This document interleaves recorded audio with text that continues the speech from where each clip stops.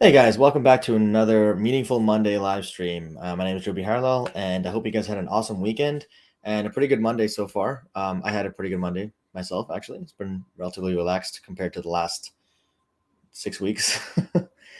Still had some errands to run, but in terms of work, it's been slowed down today. But picking up tomorrow very quickly and picking up in about an hour, actually. But no, that's not what we're talking about today. Today, we're talking actually about balancing remote and in-person interactions.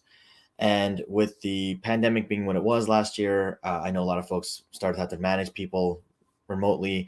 I did a video about that last year to talk to some folks about how to do that effectively, how to make sure you're checking in with your team. And I would be happy if you guys check that out when you get a chance. But this is more about communication and interactions now as things are moving to more of an open environment. I mean, obviously with the Delta variant, we don't know what the future holds, but things are starting to open up a little more nowadays. And as we do that, there's confusion about whether there's going to be an open world, whether it's going to be a flexible situation where people can work from home all the time again, or whether it's going to be kind of a hybrid model. And that happens, that conversation is happening in multiple different circles, whether they're work circles, whether they're networking circles. I know it's happening in terms of education and the educational environment with my nephew and other folks like that in schools. So there's a lot of debate back and forth about what the best way to do that is, and we're not here to talk about the best way to do that. What we're here to talk about, though, is effective communication, effective interactions when you're online versus in person, and when to use which one. So, when you're talking about interacting with someone, having conversations with people, the most effective way to do that, obviously, is going to be in person or on the phone, because you're able to have those kind of conversations and actually interact with the person. Zoom has emerged over the last year and a half or so, and video calling has been around for a long time, but one-on-one Zoom meetings have emerged over the last year and a half as a really effective way to communicate and a really effective way to have these kind of conversations. And I think people have kind of gotten Zoom fatigue because other people have been overusing Zoom as a way to have these conversations. And emails have gone kind of off to the side. I know for me personally, I don't check my emails often as I used to, and that's has its good and bad, pros and cons. But I think people overuse technology in terms of text messages or emails, for example, to have difficult conversations that might be awkward or otherwise difficult to have in person or on the phone. And it's like avoiding that awkwardness or avoiding that conflict in some ways. And I think that's really ineffective for leaders to do, for people who want to grow themselves and grow their careers, because you're not able to really build the muscle that's required to have those difficult conversations, the conversations that are required at those levels, those leadership levels. And if you avoid those conversations throughout your life, throughout any interactions, you're not going to be able to be effective at having them when you need to have them. So how do you do that? Well, you don't just jump into them and start having them. You start by having those conversations, having easier conversations in person. You have to get comfortable having a general conversation in person or on the phone or over Zoom before you have those in-person difficult conversations. So when you're doing that, start looking for those small opportunities to have those interactions, because otherwise you're going to be totally lost when it comes to just difficult conversations, and you won't be able to build that muscle up fast enough to have those conversations. So when do you have a remote conversation? When is it appropriate to have a conversation by text message or by email? When it's just very simple conversation. If it's logistics planning, text messages are great, right? It's really easy to do logistics over text messages for the most part. When it gets into like very specific situations or timing becomes an issue, if you're trying to meet someone or meet up somewhere at a location, then it becomes much easier to just give that person a call and walk them through where you're at. But text messages can be really effective in terms of saying, I'll meet you here at this time at that place. Or, hey, are you free to meet at this time online? Are you free to meet at this place? Those are great for email. Those are great for text messages.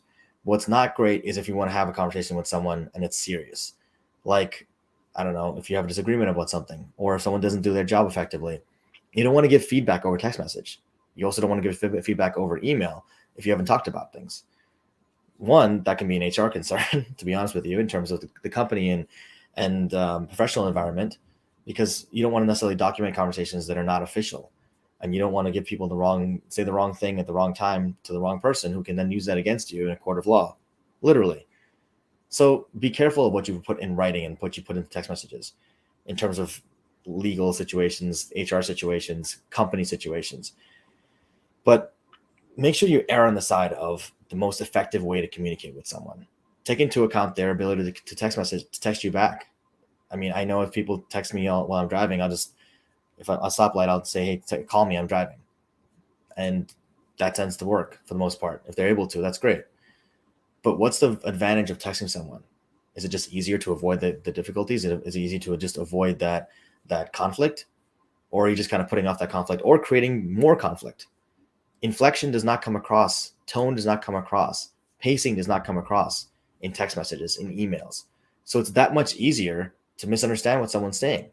It's that much easier to misunderstand someone's intent.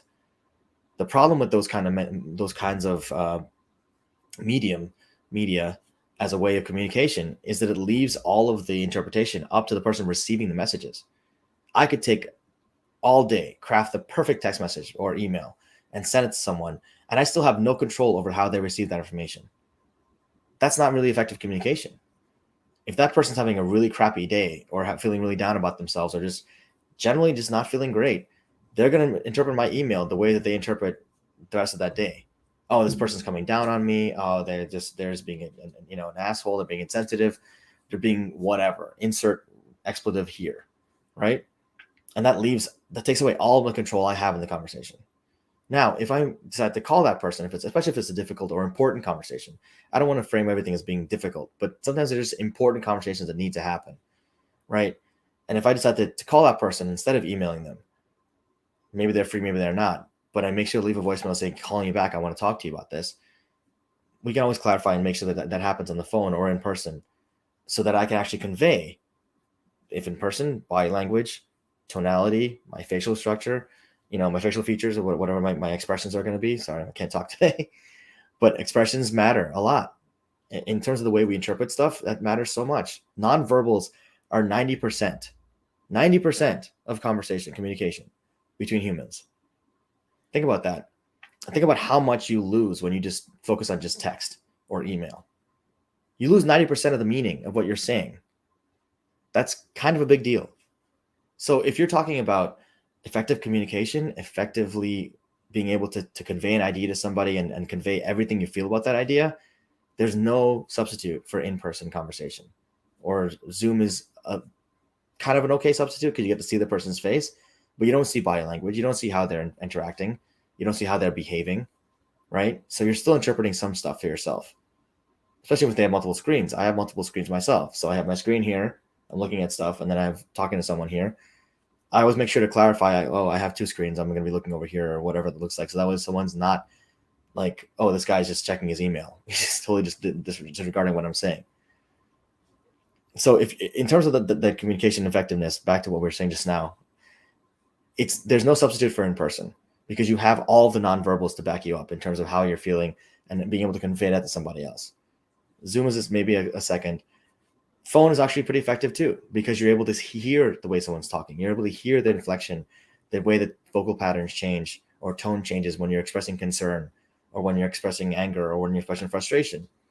Those things come through that they won't necessarily come through by text unless you use a crap ton of emojis. And even then, some people don't know what certain emojis mean and they could be misinterpreted too. So whenever you're having a conversation, whenever you're interacting with someone, consider what you're trying to get across.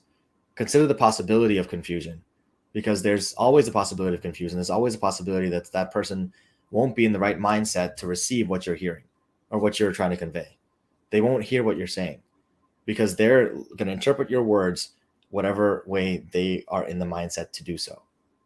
And that's not really leaving any control up to you and what you want to do in terms of communication. Communication is about conveying ideas to someone effectively. You can't effectively do that if the other person is not listening to what you're saying or not able to receive what signal you're sending. If you have a conversation with someone who's having a bad day, you're able to pivot in the moment and say, hey, you sound kind of off. What's up? Are you okay? Whereas in text message, you're just like, hey, here's what's going on.